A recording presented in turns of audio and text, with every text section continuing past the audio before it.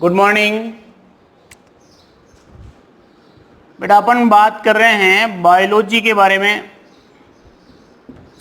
इससे पहले आपको विदित होगा कि अपन जो चैप्टर पढ़ रहे थे नंबर 2 डाइजेशन का, और डाइजेशन में जो अपन टॉपिक कर लिया है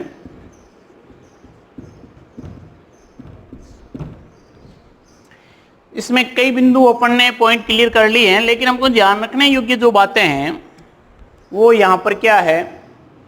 सबसे पहले यही था कि डाइजेशन होता क्या है, डाइजेशन की प्रक्रिया क्या है, और मानव शरीर में डाइजेशन किस तरीके से होता है, कौन कौन सी संरचनाएं होती हैं, उनका क्या क्या कार्य होता है।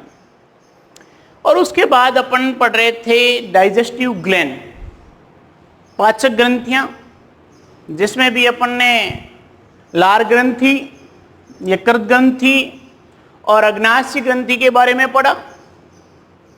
इसके बाद का जो टॉपिक रहता है वो रहता है मैकेनिज्म का। डाइजेशन की कार्य की होते कैसे है, डाइजेशन किस तरीके से होगा, उसकी क्रियाविधि को देखना है।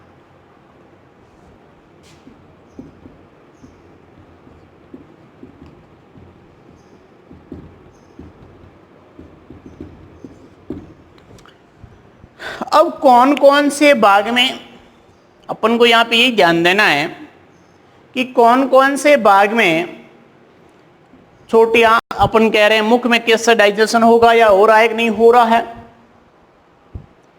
फिर अपन कह रहे हैं मुख गुहा से भोजन जैसे आगे बढ़ता है, ग्रसनी ग्रसिका आमाशय में जब पहुंच रहा है उसमें किस किस का डाइजेशन हो रहा है।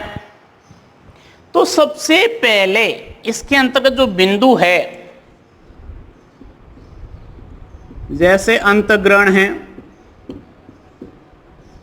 भोजन को किस तरीके से अंदर लिया जाता है, उसके बाद में डाइजेशन कहां पर हो रहा है, अब डाइजेशन के दौरान अवशोषण की क्रिया कहां पर होती है, उसके बाद अपन कह रहे हैं स्वांगीकरण कैसे होता है, एसिमिलेशन कैसे होता है, और उसके बाद हम कह रहे हैं बहिक्षेपण कैसे होता है।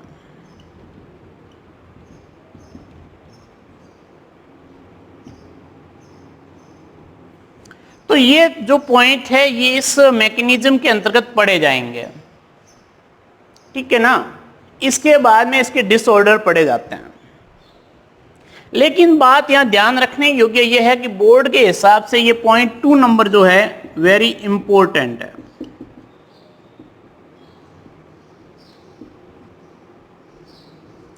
लेकिन मैं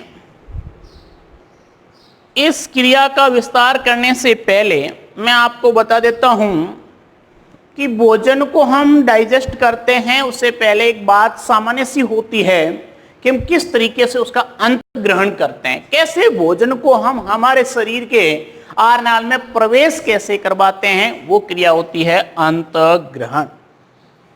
उसके बाद जब डाइजेशन की बात आती है, पाचन की जब बात आती है, जब आपने इसको अंदर अपन कह रहे हैं प्रवेश करवाई दिया है भोजन को, है ना, बोलस को, तो अब अपन कह रहे हैं इसके बाद में ये जैसे जैसे अपने एक एक स्टेप आगे बढ़ता जाएगा तो किस में प्रोटीन का कहां पर डाइजेशन हो रहा है, विटामिन का कहां पे हो रहा है, कार्बोहाइड्रेट का कहां पे हो रहा है, वो अलग अलग अपन कहेंगे कि इस भाग में इस भाग का, इस पदार्थ का डाइजेशन इस अंग के अंतर्गत हो रहा है।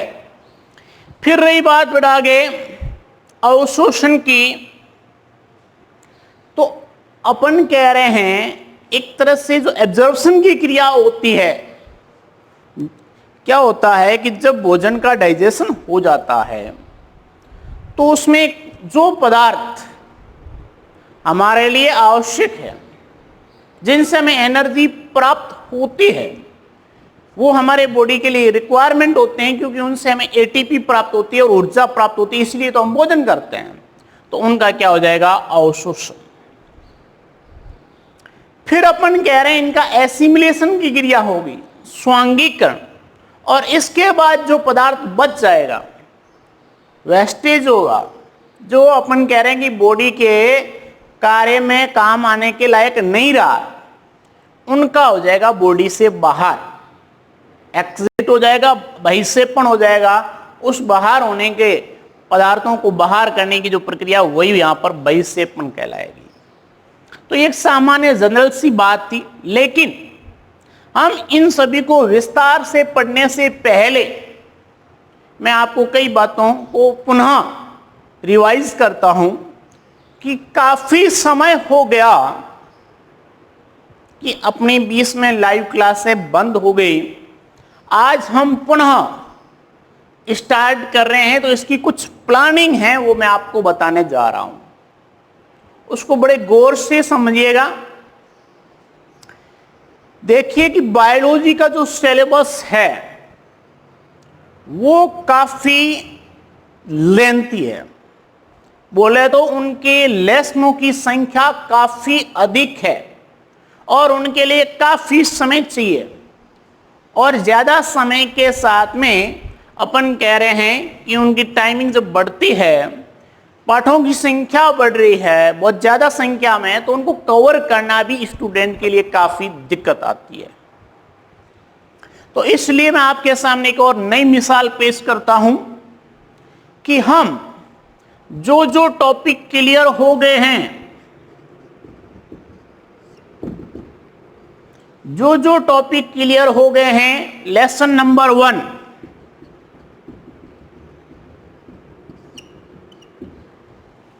तो लेसन नंबर 1 जो क्लियर हो गया है, आपको उसके नोट्स भी अवेलेबल हो गए हैं।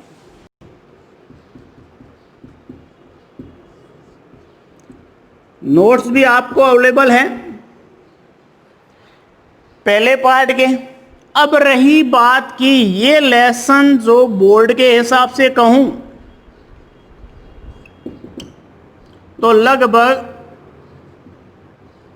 1 नंबर का ही है, लेकिन बात ये बनती है कि ज्यादातर इसमें बोर्ड से जब भी क्वेश्चन आया है 1 नंबर का आया है, या कभी कभार आया ही नहीं है, लेकिन हमें पढ़ना भी जरूरी है। तो इसके लिए हमें क्या करना है और किस तरीके से इस लेसन का प्रिपरेशन कर लें ताकि वो पूर्ण रूप से आपका क्लियर हो जाए। तो बेटा इसमें यह करना है कि आपको कल से जो MTNA का टेलीग्राम चैनल है, MTNA बाड़मेर,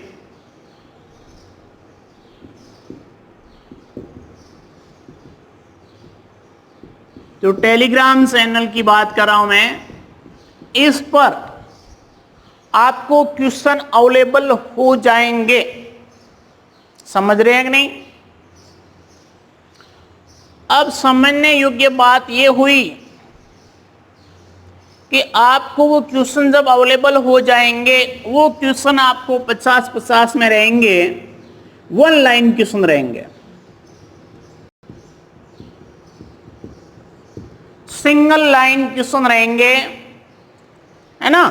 तो सिंगल लाइन क्वेश्चन रहेंगे। इसलिए ध्यान देने योग्य बात यह हुई कि हमें इस पार्ट से केवल एक एक लाइन के हिसाब से क्वेश्चन आंसर तैयार करने हैं। आपके पास बहुत ही क्या कहते हैं, कोरोना के काल में समय का कोई अभाव नहीं है, समय आपके पास बहुत है, इसलिए क्यों ना आप इनको अच्छे से तैयार करें। तो बेहद आपको खुशी होगी कि हमें इतने पार्ट क्लियर हो गए, क्योंकि आप रिजल्ट का तजुर्बा तभी कर सकते हैं जब आप पहले से उसके प्रति दृढ़ हो जाएंगे, मजबूत हो जाएंगे। तो यहां 1 लाइन क्वेश्चन तैयार कर लीजिए, और उन क्वेश्चन को मैं आपको कह रहा हूं कि आपको टेलीग्राम चैनल पर, मेरे खुद के टेलीग्राम चैनल पे भी मिल जाएगा और स्कूल के टेलीग्राम चैनल पे, दोनों पर ही आपको ये उपलब्ध हो जाएगा। HR लेगा और MTNA बाड़मेर दोनों टेलीग्राम चैनल पर आपको क्वेश्चन अवेलेबल हो जाएंगे। और उसमें अपन कह रहे हैं कि टेलीग्राम चैनल में देने के बाद में मैं अगले दिन क्वेश्चन वो आपको हल करवा दूंगा उनके आंसर, लेकिन मेरे हल करवाने से पहले आप खुद उनको अच्छे तरीके से एक बार हल करने की कोशिश करेंगे कि उनका आंसर क्या है। ढूंढना है आपको आंसर अपने ही नोट्स में, और उनको इस तरीके से 50 क्वेश्चन तैयार कर लेने हैं। खड़े रहते समय, कहीं बैठते समय, उड़ते समय, वन लाइन क्वेश्चन का लिफाफ आपके पास में एनी टाइम रहना चाहिए, जिससे वो क्वेश्चन क्या हो जाए, क्लियर हो जाए। तो ज्यादा से ज्यादा सिलेबस क्लियर करना और ज्यादा से ज्यादा उनको याददाश्त में बिठाने का काम ज्यादा करना है, तभी आपकी मेमोरी में के अंदर वो घुस जाएंगे, तो ही आगे काम आएंगे, वरना लिख लिख के रखने से कुछ नहीं होगा। और इसके बाद रही बात जो अगले स्टेप की, वो बात कर रहा हूं मैं लेसन नंबर 2। लेसन 1 का मैंने बता दिया, लगभग 100 क्वेश्चन बनेंगे, वन लाइन क्वेश्चन बनेंगे। आपको 50-50 क्वेश्चन या 25-25 क्वेश्चन दिए जाएंगे, आपको हल करने और कॉपी में उनके आंसर लिखने। फिर रही बात नंबर 2, ये अपन अभी पढ़ ही रहे हैं, डाइजेशन वाला पार्ट है, जिसके अंदर आपको ध्यान है कि अपन ने मानव पाचन तंत्र के अंदर सबसे पहले आहार नाल को पढ़ा था, एलिमेंट्री कैनाल को बड़े विस्तार से पढ़ा था। हमने मुख की बात की, हमने मुख गुहा की बात की, हमने दांत की संरचना की बात की, दांतों के सूत्र की बात की, जीभ की बात की, उनके स्वाद की बात की, और उसके बाद में हमने ये कहा कि उसके आगे वाला जो भाग आता है ग्रसनी, उसके बारे में हमें अलग से पढ़ा, गर्सिका के बारे में पढ़ा, फिर हमने आमाशय के बारे में पढ़ा, और उसके बाद हम कह रहे हमने छोटी आंत को बड़े विस्तार से पढ़ा, बड़ी आंत को विस्तार से पढ़ा, उसके बाद में मलाशय और गुदा को पढ़ा। बड़े अलग अलग स्टेप को एक एक पॉइंट को क्लियर करते हुए पढ़ा।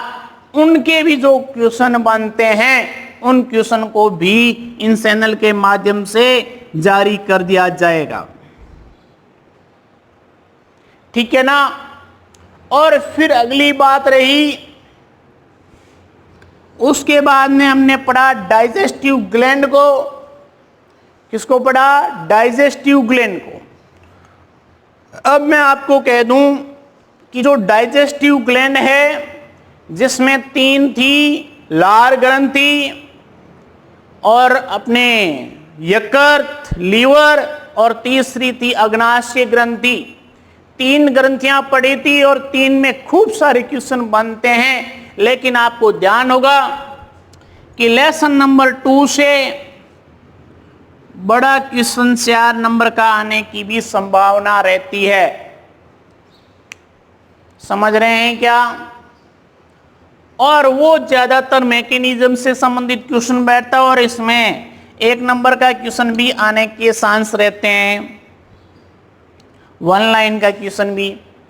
तो हमें इसमें डाइजेस्टिव ग्लैंड को भी अच्छे से, पहले तो आपको जो क्वेश्चन निकलेंगे वो केवल निकलेंगे एलिमेंट्री कैनाल के, कैसे क्वेश्चन बनते हैं, और उसके बाद में दूसरा जो स्टेप बनता है वो बनेगा डाइजेस्टिव ग्लैंड का।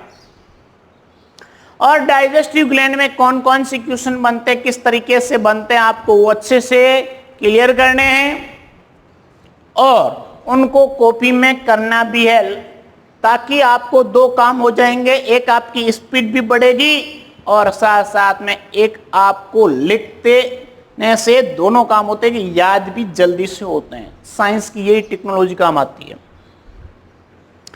फिर अगली स्टेप आता है अपना इसकी क्रियाविधि का, और ये एक एक पॉइंट तो मैंने आपको अभी बताया था कि हम इसी के बारे में ही पढ़ेंगे। अब अगला स्टेप अपना ये है, और इसके बाद में है विटामिन्स के बारे में, और कौन कौन से विटामिन से कौन कौन सी रोग होते हैं कमी की वजह से, विटामिन की कमी से, और उनसे कौन से डिसऑर्डर हो जाते हैं, और प्रोटीन की कमी से कौन से रोग होते हैं। और ये करते ही आपका ये जो चैप्टर है वो क्लियर हो जाएगा। अब थोड़ी वीडियो विस्तार से बना के इसको जल्दी से क्लियर कर लिया जाएगा, और नोट्स आपको समय पर भेज दिया जाएगा। इसके बाद एक बात और रहती है कि अपन इसके साथ साथ में जेनेटिक्स भी शुरू करेंगे।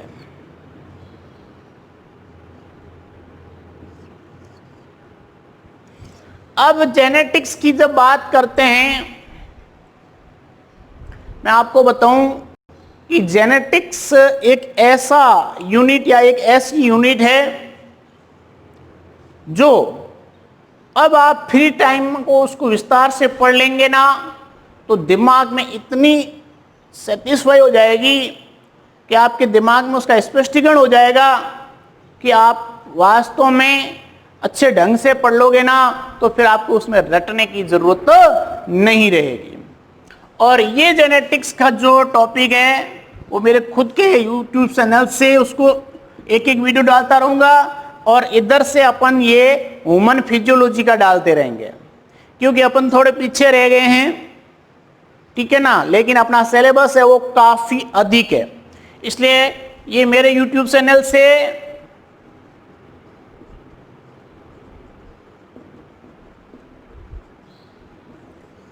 बायोलॉजी वाई चलेगा से इस जेनेटिक्स के टॉपिक कल से शुरू हो जाएंगे। कल एक आपको यहां से मिलना प्रारंभ हो जाएगा और इधर भी अपनी MTN बाड़मेर से ह्यूमन फिजियोलॉजी के टॉपिक से वो आपको मिलते रहेंगे। तो इससे क्या है कि आपका टाइम का सदुपयोग हो जाएगा और अपने सिलेबस को अपन काफी अच्छे से कवरेज करने का काम करेंगे। अब रही बात, मैं आपको एक और बता रहा हूं, क्योंकि पहले समझ लेंगे तो हम अगले स्टेप पे बढ़ेंगे तो बहुत अच्छा रहेगा। अगला आता है अपना, वो ये रहता है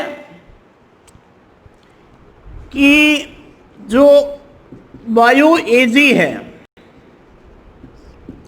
उसमें बायोटेक का टॉपिक चल रहा है। बायोटेक्नोलॉजी जो एक तरह से हम कहें जिसको हम जैव प्रौद्योगिकी कहते हैं। बायोलॉजी के स्टूडेंट भी ध्यान दें कि उनका जो एक लेसन है वो तुम्हारी पूरी यूनिट है। अच्छे से समझें कि बायो एजी वालों का जो बायोटेक का जो दूसरा लेसन है उनका, लेकिन बायोलॉजी वालों के लिए ये एक अपने आप में एक यूनिट है जेनेटिक्स की अलग से। क्या रे, जेनेटिक्स की है वैसे बायोटेक्नोलॉजी की है। तो बायोटेक्नोलॉजी की पूरी यूनिट है, ध्यान रखिएगा। और ये जैव प्रौद्योगिकी की यूनिट जिसके जो टॉपिक सेम आ रहे हैं समझने की कोशिश करें। आप अपनी बुक देख लीजिएगा, उसमें जो आपके टॉपिक्स हैं वो सेम यदि बायो एजी में चल रहे हैं तो उनकी PDF को अपने कॉपी में उतार लीजिए और उनको अच्छे से पढ़ लीजिए। और वैसे भी मैं जो मेरा टॉपिक रहेगा एजी में जो बायोटेक चल रहा है उसमें मैं दोनों को कवरेज करता ही चल रहा हूं वैसे भी, क्योंकि बायोलॉजी और बायो एजी जिसमें बायोटेक के सेम चैप्टर है, टॉपिक है, उन दोनों को मिक्स करके विस्तार से ही पढ़ाया जा रहा है, जिससे एजी वालों को भी फायदा और जिससे बायोलॉजी वालों को भी फायदा। एक पथ दो काज हो रहे हैं कि एक ही मैटर से दोनों के टॉपिक क्लियर हो रहे हैं, एक ही नोट से दोनों क्लियर हो रहे हैं। तो क्यों ना आप इसको भी देखते रहें। तो इस हिसाब से आपके 3-3 यूनिटें साथ में चलनी शुरू हो जाएगी। इधर ह्यूमन फिजियोलॉजी, इस चैनल से जेनेटिक्स, और एक दिन छोड़ के एक दिन बायो, एक दिन एजी, तो एजी वाले दिन बायोटेक। तुमको दोनों तीनों तरफ से फायदा हो रहा है, जिससे आप जल्दी से सिलेबस क्लियर कर लेंगे। और अपन 31 जुलाई तक कोशिश ये करेंगे कि ये तीनों यूनिट क्लियर हो जाए। 3 यूनिट क्लियर होगी, इसका मतलब आपके लगभग 12-13 पार्ट क्लियर हो जाएंगे बायोलॉजी वालों के लिए, ठीक है ना। और वैसे हर टॉपिक विस्तार से आ रहा है तो आप उसको अच्छे से पढ़िए। अब इसके बाद में प्रत्येक से मेरी रिक्वेस्ट रहेगी कि आप जो भी कार्य कर रहे हैं, आप जो भी कार्य कर रहे हैं उसकी जो कॉपी में वो अलग अलग यूनिट का अलग अलग कर लीजिए। बायोटेक का अलग से उतार लीजिए, जेनेटिक्स को अलग से उतार लीजिए, ह्यूमन फिजियोलॉजी को अलग से उतार लीजिए। एक ही कॉपी में पेज को अलग अलग डिवाइड कर लीजिए। ज्यादा कॉपियां खरीदने की जरूरत नहीं है, एक में डिवाइड कर लीजिए अलग कि ह्यूमन फिजियोलॉजी के इतने सारे पेज काफी हो जाएंगे। एक में 3 पार्ट कर लीजिए, लेकिन तीनों को कॉपी में अभी का लिखने का काम प्रारंभ कर लीजिए नोट्स को। क्यों? कारण यह रहेगा कि जैसे ही हम वापस, जैसे स्कूलें खुलती है 1 जुलाई से एज ए गवर्नमेंट नोटिफिकेशन के अनुसार, तो 1 अगस्त से जब स्कूलें खुलेगी तो आपका ये ओवर जो लोड है लिखने का काम यदि अधिकतर हो जाता है तो हम टॉपिक को पुनः समझाने में भी हमें इतना समय नहीं लगेगा और आपको वापस लिखाने की जरूरत नहीं पड़ेगी, क्योंकि लिखा हुआ मैटर आपके पास में रहेगा। केवल आपको टॉपिक क्लियर करने के लिए एक बार रिवीजन करने की जरूरत पड़ेगी। तो इसलिए मेरा आपसे आग्रह है, और अभिभावकों से भी और स्टूडेंट से भी, थोड़ा सा आप गौर कीजिए कि प्रत्येक स्टूडेंट पे ध्यान दीजिए कि वो काम कर रहा है कि नहीं कर रहा है, इसका फायदा ले रहा है कि नहीं ले रहा है, क्योंकि ये समय की बचत है। इतना यदि होमवर्क यदि समय पे हो जाता है तो साइंस वाले स्टूडेंट के लिए काफी हेल्पफुल और पावरफुल हो जाएगा। और वैसे ही आपको ध्यान होगा और विदित होगा कि 10 जुलाई को जब बायोलॉजी एंड मैथ्स साइंस का रिजल्ट आ रहा है तो आपके लिए भी और आपकी दिशा गाइडलाइन के लिए भी एक नया आयाम तैयार हो जाएगा कि हमारे सीनियर साथियों ने इतना कुछ किया है तो हम क्यों ना कर पाए। तो इसके लिए तभी कर पाएंगे जब इस मैटर को अच्छे से अभी से क्लियर करना सीख जाओगे। ठीक है ना? तो ये जो अंतःग्रहण की प्रक्रिया थी, मैंने आपको पहले ही कहा कि जब भोजन